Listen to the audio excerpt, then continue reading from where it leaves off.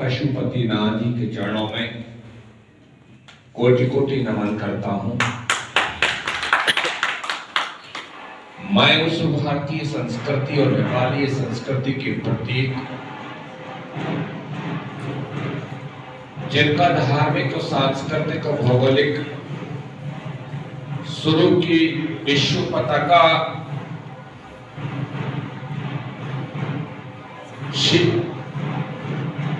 पूज्य मां सीता राम जी के चरणों में, जहां सीता जी का अभिवाद चल रही थी, मैं उनके भी चरणों में कोटि कोटि नमन करता हूं। आज इस नेपाल भारत मैत्री संगठन के कार्यक्रम में जो आपके बीच में मुझे आज इस पवित्र, इस धर्म, इस सांस्कृतिक, इस सामाजिक धरोहर के स्वरूप में आपके बीच में बुलाने वाले, कार्यक्रम के अध्यक्षता करने वाले सम्मानित हमारे अनूप कुमार जी, और जिनका अभी उद्बोधन हो रहा था और जिनके विचार की भावना से मैं अभी क्षणिक कुछ पल मेरे साथ शेयरिंग भी हो रही थी। मैं आदरणीय शरद सिंह भंडारी जी जो सांसद भी हैं और अनेक वर्गों का राजनीतिक और सामाजिक जीवन और धार्मिक को अभी उद्बोधन में भी आप सुनने को मिला। पूर्व मंत्री जी, माननीय मीठाराम जी विश्वकर्मा जी सांसद जी, और दिल्ली, जनकपुर, विराटनगर, वीरगंज, नरवा से आए सम्मानित प्रतिनिधिगण, हमारी सम्मानित मातृशक्ति और इस कार्यक्रम के संयोजक सादर मैं नमन करता हूं, वंदन करता हूं और अभिनंदन भी मैं भारत से आकर के आप स्वागत कर रहे हैं, लेकिन मैं भी स्वागत भी करता हूं। भाइयों, जैसा कि अभी आपको पता होना चाहिए, मैं देख रहा था कि मुझे भी कुछ, मेरा आज ये व्यक्तिगत पर्सनल टूर है, ऑफिशियल टूर नहीं है, लेकिन अनूप जी से मैं बात कर रहा था दिल्ली में कि पर्सनल टूर में मैं 6 कार्यक्रम ही लगा पाऊंगा। मैं जहां तक बेटी और रोटी का संबंध है, तो मेरे परिवार का बेटी और रोटी का संबंध है, तो ये मैं प्रैक्टिकल में हूं, तो इसलिए आज उसी संबंध के स्वरूप में मेरा समधी यहाँ का प्रसिद्ध उद्योगपति है, तो उनकी बेटी मेरे बेटे के लिए है, तो कल उनका रिसेप्शन था, उसमें आया था। मन विचलित था क्योंकि सामाजिक, धार्मिक और सांस्कृतिक विचारधारा जब आपके कूट कूट के रग रग में हो, तो मन किसी भी रूप में जाए और वो विचलित होता है। मैं संचालक महोदय को, उनकी वाणी को भी अभी जिस तरीके से संचालित कर रहे थे, दिल की गहराई से मैं उनका भी अभिवादन करता हूं। भाइयों, स्वयं मैं देख रहा था कि ऐसा विश्व में एक देश, जैसा देश 1850 किलोमीटर की सीमाएं, तमाम सीमाएं लांघने की बात करते हो, सीमाएं बांधने की बात करते हो, सीमाएं लगाने की बात करते हो, लेकिन विश्व का ये पहला धरोहर देश है भारत और नेपाल, जो 1850 किलोमीटर खुली सीमाओं से बिना किसी मुक्ति के आवागमन हो, जहां बेटी और बेटी के सीधा संबंध हो, धार्मिक और अभी वैचारिक बात चल रही थी। तो मैं पूछना चाह रहा हूं कि मैं ज्यादा समय नहीं लूंगा, आपका भी कीमती समय है, मुझे भी मिनट टू मिनट में आगे सिस्टम बना हुआ है, लेकिन एक चीज जरूर करना चाहूंगा। राष्ट्रभक्ति की तमाम विश्व धरोहर में एक चीज आप क्या मैं भूल पाएंगे नेपाल वाले लोग? क्या मां सीता को भूल पाएंगे कि भगवान पशुपतिनाथ को भूल पाएंगे? ये विश्व की धरोहर दोनों के बीच की है, इसे कोई बुलाने वाली शक्ति है क्या कोई विश्व की जो दोनों के बीच की धारा? राष्ट्रीय परम भक्ति की धारा, जहां तक हिंदू धर्म की बात हो रही थी, धर्म किसी को अधर्म नहीं करना सिखाता, धर्म की सोच, धर्म की पराकाष्ठा किसी के मतभेद पैदा नहीं करना चाहता, धर्म कभी किसी अखंडता को मिटाना नहीं चाहता, धर्म भाईचारा को समाप्त नहीं करना चाहता। जब नेपाल भारत की सहिष्णुता और भाईचारा मित्रता की संधि, ऐतिहासिक धरोहर, भौगोलिक धरोहर, सांस्कृतिक धरोहर, धार्मिक धरोहर, अभी कह रहे थे, मैं पेशे से एडवोकेट भी हूं, 42 साल की प्रैक्टिस है, 48 साल का मेरा राजनीतिक जीवन है, लेकिन आपको पता होना चाहिए, क्योंकि आपके लगभग यहाँ की क्षेत्र की जानकारी होगी, लेकिन मैं भी जानता हूं कि जहां 98% भारत और नेपाल की सीमा पर कोई विवाद ही नहीं हो, 98%, तो फिर 2% अगर गलत विचारधारा के लोग डाका डालने की कोशिश करें, डाल पाएंगे? नहीं डाल। इसलिए ये देश की विडंबना है जब भारतवर्ष की संस्कृति को विश्व में पाश्चात्य के लोग अब मनाने लगे हैं। भारत नेपाल की मित्रता और संधि को 2011 में भी चाहे सैन्य व्यवस्था हो, एक सूर्य किरण के माध्यम से यहाँ सैन्य अभ्यास ही शुरू हुआ। मैं देख रहा था कि मैं माननीय मोदी जी, यशस्वी मोदी जी को कैसे भूल सकता हूँ। यशस्वी मोदी जी ने पूरे विश्व में एक इतिहास रचने का कार्य किया है, पूरे विश्व में भाईचारे का, शांति का संदेश देने का काम किया है। एक ऐसे व्यक्तित्व के धनी जिनका सोने का समय न हो, जिनका खाने की सोच न हो, जिनको धन का कोई मन का सोच न हो, जिनकी पराकाष्ठा राष्ट्र हो, जिनकी पराकाष्ठा भाईचारा हो, जिनकी पराकाष्ठा विवाद को मिटाने की हो। मुझे भी माननीय मोदी जी ने, भारतीय जनता पार्टी के शीर्ष नेतृत्व में माननीय नड्डा जी, अमित शाह की जानकारी होगी आपको कि मोदी जी की परीक्षा में अच्छे से पास नहीं होते हैं। मैं 2018 में चेयरमैन बना और 18 के बाद 19 में सरकार बनी, मैं एजेंट रहा और पुनः मैं हैट्रिक मार करके मोदी जी ने मुझे चेयरमैन बनाया। भारतीय रेल का, जिसको life line of the nation कहते हो, जो देशांतरण का सर्वोत्कृष्ट माध्यम हो, जिसके मंत्री जी हमारे ऊर्जा मंत्री अश्विनी वैष्णव जी आईएएस थे। बहुत अनुभव के आधार पर नए प्रवर्तन कोविड-19 के उसमें भी उन्होंने संभालने का कार्य किया। मुझे भी संपूर्ण भारत का कैटरिंग बुक स्टॉल वेंडर, सौखा, सेफ्टी, सिक्योरिटी, साउंड मॉड्यूल के चढ़ने से उतरने तक संपूर्ण भारत के स्टेशन, संपूर्ण भारत की ट्रेन और संपूर्ण भारत की पटरी का क्षेत्राधिकार आपके सदन को है, जो आज आपके बीच में आकर के हुआ है। मैंने भारतीय रेल में बहुत सारी चीजों को करने का कार्य किया। मैंने महिलाओं के ऊपर भी एक बड़ा विवाद, इंटरनेशनल विवाद हो गया। मैंने हाफ गर्लफ्रेंड, हमने कहा भाई हाफ गर्लफ्रेंड ताकि जो पिक्चर दिखाओ, लेकिन भारतीय रेल में मैं नहीं चलने दूंगा। बहन बेटी सबकी है, मेरी भी है, लेकिन सम्मान सबका रहना चाहिए। ये मेरे जीवन की शैली है। मैं wait no will no payment are compulsory ऐसे ऐतिहासिक कार्य कर डाले एक एक चीज को, जिसको माननीय मोदी जी ने मेरे जैसे व्यक्ति को, एक आदिवासी व्यक्ति को पुनः चेयरमैन बनाया। ये आपका स्नेह है, इसका भाव, आपका प्यार आपको मुझे यहाँ के बीच में खींच कर दिलाया है। रक्सौल से इलेक्ट्रिफिकेशन होकर के काठमांडू तक एक भाईचारे का, एक शक्ति परीक्षण का, एक शांति का प्रतीक बनकर के रेल आपके बीच में आए।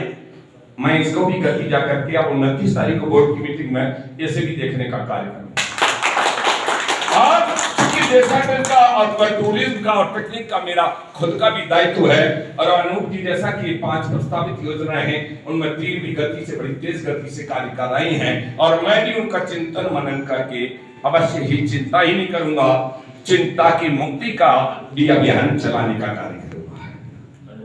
मैं आप लोगों के बीच बातें में बोलते हुए कहना चाहूंगा, विचारों का मतभेद हो सकता है, पति पत्नी के बीच में भी विवाद हो सकता है, मतभिन्नता भी हो सकती है, लेकिन ध्यान रखिएगा, किसी राष्ट्र पर धर्म जो कहावत है, राष्ट्र के प्रति भक्ति और राष्ट्र के प्रति शक्ति अगर पैदा करनी है तो आपको बहुत सारी चीजों को, मतभेद को भूलना पड़ेगा। वैचारिक क्रांति के स्वरूप में आपको चिंतन करना पड़ेगा। अगर वैचारिक क्रांति के राष्ट्र के परम धर्म उसको अगर नए स्वरूप को सोचेंगे, हमारे लोग, भारत के लोग भारत माँ की जय बोलते हैं। क्यों बोलते हैं? क्योंकि वो गर्व करते हैं। मैं कई बार देश के तमाम मंचों से बोलता हूँ कि यहाँ सीता माता जैसी माँ, जहाँ बेटी कहते हो, नेपाल वालों, आज एक घमंड की बात आपको होना चाहिए। मैं देश के विदेश से जाकर के मंचों पे बोलता हूँ, भारत माँ की जय क्यों बोलते हैं? क्यों? पाकिस्तान बोलता है पाकिस्तान माँ की जय, चाइना बोलता है चाइना माँ की जय, अरे कनाडा बोलता है कनाडा माँ की जय। ये भारत के वालों भी बोलते हैं, क्योंकि वो माँ को शक्ति, भक्ति, सब कुछ नतमस्तक करते हैं और उसी को अमल करते हैं। इसीलिए तो घमंड से कहते हैं भारत माँ की जय। जिनके पिता का नहीं पता, जिनकी माँ का नहीं पता, वो कैसे करेंगे? भारत वाले तो गाय को भी माँ, गंगा को भी माँ, सबको माँ मानते हैं। और ये नेपाल की संस्कृति भी है कि आपकी सीता माँ ने भी एक इतिहास विश्व में लिखा है, तभी तुम भारत माँ, मान शब्द आया है। तो कैसे नेपाल वाले भूल सकते हो? भारत के लोग आपकी वैचारिक, आपकी धार्मिक, आपकी सांस्कृतिक, भौगोलिक परिस्थिति और हर चीज से वाकिफ। 5 राज्यों से जुड़ा हुआ नेपाल, चाहे वो पश्चिम बंगाल हो, चाहे वो बिहार हो, तमाम ऐसे जो उत्तराखंड और उत्तर प्रदेश हो, 5 राज्यों से और उन सीमावर्ती तिब्बत और भारत की उससे जो ढका हुआ एक नेपाल का टापू हो या प्राकृतिक आपदा आए तो भारत सबसे पहले आकर के बेटी और रोटी के संबंध को, भाईचारे को, आपदा को अपनी घनिष्ठता से दूर करने का काम करता है। भगवान पशुपति जी की यह सोच और भावना हम लोगों के प्रति बन करके हम लोग नतमस्तक नमन करते हैं। तो क्या भारत का कोई आदमी चाहेगा कि मेरे नेपाल, मेरे भाई की शक्ति में, मेरी मातृ शक्ति में कोई भी आग लगाए, कोई भी आंच लगाए? कतई बर्दाश्त नहीं कर सकते। मेरे भाई, राजनीति कैसे नहीं करो, राजनीति कुछ भी करो, राजनीति प्लेटफॉर्म से लेकर मैं धन्यवाद देता हूँ, मैं नमन करता हूँ अपने यशस्वी प्रधानमंत्री मोदी जी को, अमित शाह जी को, जिन्होंने भारत की राष्ट्रीय शक्ति को किसी तरीके से भाईचारे को समाप्त करने का नहीं, भाईचारा उन्होंने कटिबद्धता से कहा, चाहे नेपाल हो, चाहे कोई भी हमारा कोई भी पड़ोसी देश हो, हम उस पर अटूटता के रिश्ते बनाना चाह रहे, भाईचारे के रिश्ते बनाना चाहते हैं, रिश्ते तोड़ना नहीं चाहते। और इसलिए आज ये नेपाल भारत मैत्री संगठन उद्घाटन समारोह मैं बहुत ही दिल की गहराई से एक शेर सुना करके से उसका भी मुझे बहुत शौक है। जिनके बहलों में लगे थे झूमर, जिनके बहलों में इंसानी जिंदगी को समझ लीजिएगा, कोई आदमी अपने को प्राउड करने लगे कि मैं ही सब कुछ हूं, वो छोड़ दे। जिनके बहलों में लगे थे झूमर, कब्र में चिराग नहीं था, अरे जमाने में पिटता था डंका जिनका, कब्र में हुंकार तक नहीं। इसलिए हमें इतराना नहीं चाहिए। हमारा देश का यशस्वी प्रधानमंत्री मोदी नतमस्तक होते हैं।